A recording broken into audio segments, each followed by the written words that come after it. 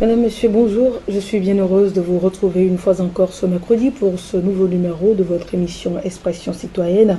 Peut-être vous en aviez entendu parler ou peut-être pas. Ce mercredi, nous parlerons du RAO, le réseau Afrique de l'Ouest pour la protection de l'enfant. Qu'est-ce que c'est? Comment fonctionne-t-il? Qui peuvent être membres du RAO? Nous aurons les éléments de réponse dans cette émission. Je rappelle que Lomé, la capitale togolaise, abrite depuis hier mardi une réunion des coordinateurs du RAO, 6 mois seulement après son intégration au réseau. Pour plus de précisions, suivons ce reportage et on revient juste après pour la présentation de nos invités. À tout à l'heure. 6 mois seulement après son intégration au réseau Afrique de l'Ouest pour la protection de l'enfant, le Togo accueille à partir de ce mardi et ce jusqu'à vendredi prochain la réunion des coordinateurs de ce réseau. Le choix du Togo pour abriter cette réunion d'envergure n'est pas du tout le fruit du hasard. Depuis notre intégration à ce réseau, qu'est-ce que nous avons pu faire? Vous savez, la décision n'a pas été prise à Accra en novembre, que c'est le Togo qui va accueillir cette importante rencontre. Non. Et avant même que le choix ne se porte sur un pays, ça dépend même du dynamisme avec lequel les acteurs essaient de remplir leur mission. Je peux avouer que, avec toute modestie, depuis que le Togo a intégré le réseau Afrique de l'Ouest et depuis que nous avons pris la coordination de ce réseau au Togo, nous avons fait en sorte que tous les acteurs pratiquement soient informés de la chose. Nous avons fait en sorte que les standards qui ont été développés et qui ont été adoptés à Accra par les représentants étatiques, que ces standards-là soient vulgarisés, soient appropriés par les acteurs. C'est dans ce sens-là que 2 mois après, en février, début février, nous avons organisé cet atelier d'appropriation de ces standards. Je dirais que nous sommes le premier pays. Bien que nous fassions partie des derniers pays à intégrer ce réseau, parce qu'il y avait au même moment que nous, le Nigeria, le Bénin, le Ghana, mais nous sommes le premier pays et nous avons même dépassé les anciens pays, au moins dans ce sens-là, à organiser cette rencontre. Et au jour d'aujourd'hui, il n'y a que 3 pays qui l'ont fait. Et donc, les initiateurs, nos premiers responsables ont compris qu'au niveau du Togo, nous pouvons faire quelque chose pour que les droits de l'enfant soient une réalité. Ensuite, c'est aussi une manière pour eux d'encourager le pays à aller de l'avant. Cette rencontre de Lomé constitue un cadre d'échange et de partage d'expériences indispensable à l'amélioration des stratégies et des interventions en matière de protection de l'enfant. Elle est également une occasion de réfléchir à un plus grand renforcement des capacités de ses membres, mais aussi des acteurs impliqués dans la prise en charge des enfants en difficulté. L'idée, c'est dans cette rencontre, c'est l'échange entre ces 12 pays. Nous venons de créer des standards communs et actuellement la prochaine étape c'est de créer des modules de formation qui permettent de mettre en pratique ces réseaux à travers des réseaux existants dans les pays et pas seulement les réseaux formels, donc c'est-à-dire les professionnels, mais surtout aussi au travail avec les communautés. Le RAO, cet outil de protection des enfants a un objectif bien précis, faire des enfants des hommes complets à l'avenir. Tout enfant dont on n'a pas respecté ses droits finit lui aussi par ne pas respecter les droits des autres enfants, finit par ne pas respecter les droits des hommes dans leur ensemble. Parce qu'il est prouvé qu'un enfant, par exemple, qui a été maltraité, devient lui-même violateur des droits des autres enfants, violateur des droits humains dans leur globalité. Et donc, si nous voulons réellement construire un pays épris de paix, un pays où tous les hommes vivent dans une certaine convivialité. Cela voudrait dire tout simplement que nous devons, dès le départ, apprendre aux enfants le respect des autres, le respect de leurs droits. Parce que lorsqu'on respecte les droits des enfants, lorsqu'on leur donne l'opportunité d'être demain des hommes épanouis au sens large du terme, ces enfants-là apportent une contribution efficace à l'éducation d'un pays, d'une nation entière. Et c'est pour cela que je disais tout à l'heure que si nous voulons réellement que nos enfants demain soient des hommes complets et non des hommes avec des tares, avec des insuffisances, nous devons, nous tous, dès à présent, commencer par leur témoigner tout notre amour. Et lorsqu'on témoigne de l'amour à un enfant, on respecte ses droits. Rappelons que le RAO est présent depuis 10 ans en Afrique de l'Ouest et a accueilli près de 2000 enfants et réuni 12 pays ouest-africains. Aujourd'hui, le RAO n'a qu'une seule vision, que tous les pays de la CEDEAO adoptent cet outil de protection des enfants. Au retour sur le plateau d'Expression citoyenne, mesdames, messieurs, nous allons très rapidement présenter nos invités. Nous avions l'honneur d'accueillir ce jour une forte délégation du RAO et de la Fondation suisse du service social international.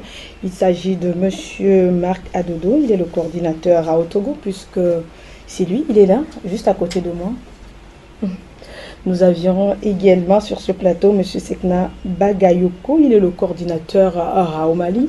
Bonjour et bonne arrivée. Merci. Nous avions également le directeur du service social international de la Fondation suisse, M. Rolf Widmer. Voilà. Bonjour. Bonjour. Merci d'avoir accepté notre invitation. Alors, très cher invité, dites-nous très rapidement ce que c'est le réseau. Là, je m'adresse à M. Sakna. Dites-nous ce que c'est le réseau Afrique de l'Ouest pour la protection de l'enfant, puisqu'hier, nous étions avec vous, on disait que le RAO est un outil de travail en matière de protection des droits des enfants. Merci bien. Effectivement, le RAO, comme son nom l'indique, c'est le réseau Afrique de l'Ouest pour la protection des enfants, qui est un réseau d'acteurs de la protection de l'enfance au niveau de la société civile et des acteurs étatiques qui se sont donné la main effectivement pour assurer une certaine protection aux enfants isolés de façon transnationale. Donc ce réseau effectivement existe dans 12 pays d'Afrique de l'Ouest et notamment on a l'ambition de couvrir les 15 pays de la CEDEAO.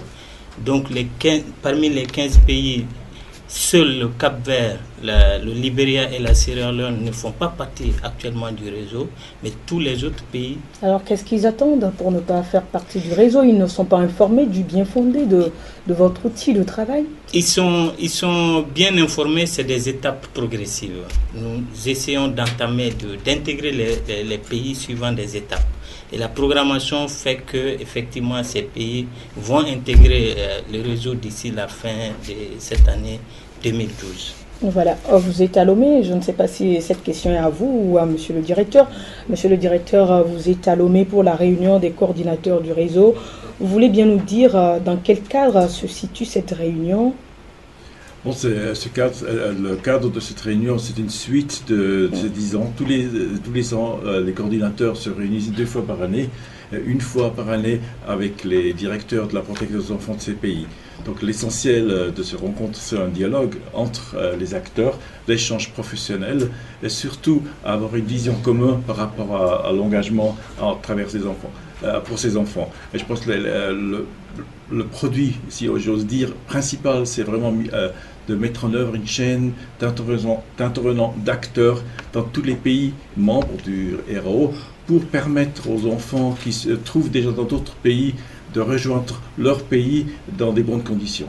Voilà, Monsieur Adodo, je reviens à vous. Au cours de ces 4 jours, de quoi sera-t-il exactement question? Encore une fois, merci pour cette opportunité. C'est vrai, les coordinateurs RAO se retrouvent à Lomé depuis hier. Et durant ces 4 jours, il s'agira essentiellement, dans un premier temps, de faire un peu le point sur les activités qui ont été menées au niveau de chaque pays depuis la dernière rencontre qui s'est déroulée à Accra en novembre 2011. Et ensuite, de se pencher surtout sur les standards de prise en charge des enfants vulnérables qui ont été adoptés à Accra donc en 2011. Donc il s'agira pour nous donc de revoir un peu ces standards, de voir un peu comment faire en sorte qu'on puisse former les acteurs sur l'utilisation de ces standards-là. Donc on aura réfléchi sur les différents thèmes qui sortiront de ces standards qui vont faire objet de formation. Et également on va aussi se projeter sur l'avenir, donc discuter un peu de ce que sera ce réseau demain, comment faire pour plus redynamiser ce réseau dans l'intérêt supérieur des enfants. Donc voilà de façon ramassée les grands points qui vont meubler nos discussions au cours de ces 4 jours. Voilà, monsieur le directeur, vous voulez ajouter quelque chose à ce que vient de dire monsieur Adodo? Non, je crois que l'objectif de ces journées est clair. Je pense qu'il faut dire c'est une action depuis 10 ans. Ça commence en 10 ans progressivement avec des premiers pays initiatives et on a ajouté de plus en plus, comme Sekna l'a dit, et on va intégrer cette année encore les 3 autres pays. Peut-être juste dire un mot sur le SSI, pourquoi lui il est engagé là-dedans. C'est un peu, le SSI, c'est un réseau international qui est représenté dans 140 pays. Dont sa mission est justement d'aider, venir en aide et soutien aux familles qui nécessitent des interventions à travers des pays. Donc chaque année, il y a 40 à 50 000 demandes qui passent à travers le monde. Et jusqu'à présent, en Afrique, malheureusement, on n'avait pas de partenaire fiable. Et c'est aussi une des raisons. Donc on a eu beaucoup de demandes du nord vers le sud pour s'occuper des enfants qui se trouvaient au nord, au sud. Et finalement, ce réseau-là, c'est maintenant aussi une approche pour dire qu'au niveau sud-sud, on peut essayer de régler les problèmes. Voilà. J'ai d'autres questions pour vous, mais ça serait peut-être après. Monsieur Sekna, vous voulez ajouter quelque chose très rapidement? Alors, ce que je voulais ajouter, c'est effectivement un peu aller vers comment est-ce qu'on est arrivé à la création de ces réseaux. Oui, on va revenir, si vous permettez. J'ai une petite question pour M. Adodo, puisque cela fait seulement 6 mois qu'ils ont intégré ce réseau. Et le Togo accueille la réunion des coordinateurs. Pourquoi le choix, donc, M. Adodo, s'est-il porté sur le Togo? Doit-on dire qu'il y a eu des avancées notoires ou que le Togo a fait figure de bon élève? Non, en fait, je crois que, vous savez, c'est difficile pour soi-même de s'apprécier. Mais puisque quand je dis je parle du pays, puisqu'on n'a pas fait acte de candidature pour dire voilà, on va abriter, puisque d'ailleurs ce n'est jamais le cas, je crois que notre directeur est peut-être bien placé pour dire pourquoi le choix est finalement porté sur le Togo. Mais il vous en souvient que hier, je disais déjà que je demandais à ce que le Togo abrite cette importante rencontre. C'est une manière aussi d'encourager le pays, d'encourager les différents acteurs à tous les niveaux, que ce soit au niveau étatique ou au niveau de la société civile, à faire en sorte que les droits des enfants deviennent une réalité, parce que nous savons les difficultés que nous rencontrons, nous savons les obstacles que nous rencontrons dans la mise en œuvre de ces droits. Et donc, lorsque un pays est choisi, lorsque un pays abrite, tous les regards se focalisent sur ce pays-là, et ce pays donc essaie de relever le défi pour que peut-être les insuffisances qu'on constate, que ces insuffisances-là soient améliorées. Mais ceci dit, je crois que le directeur international est bien placé pour répondre à cette question. Monsieur le directeur, alors, pourquoi vous avez choisi le Togo? Le Togo vient d'intégrer à ce réseau il y a juste 6 mois. Il y a d'autres pays avant le Togo. Pourquoi votre choix s'est-il porté sur le Togo pour abriter cette réunion des coordinateurs du RAO? Bon, je crois qu'il y a 2 raisons du choix. D'une part, c'est vrai, c'est Espace Fraternité, notre partenaire qu'on a choisi pour coordonner ce travail au niveau du RAO, a fait un très très bon travail déjà dans les premiers mois, donc il a fait un engagement énorme, donc je le félicite beaucoup pour ça. Et d'autre part, c'est une des raisons, ce qu'on fait toujours, de permettre aux autres membres du réseau de connaître mieux ce pays. Je pense que l'échange se fait que, donc c'est pour ça qu'on va souvent dans les pays où nous avons encore été, Et c'est l'idée maintenant cette semaine aussi, à part le travail qu'on fait à l'intérieur du RAO, aussi mieux connaître les réalités du Togo, pour mieux comprendre s'il y a des enfants qui viennent du Togo vers un autre pays ou d'autres pays viennent vers le Togo, de savoir comment ça fonctionne.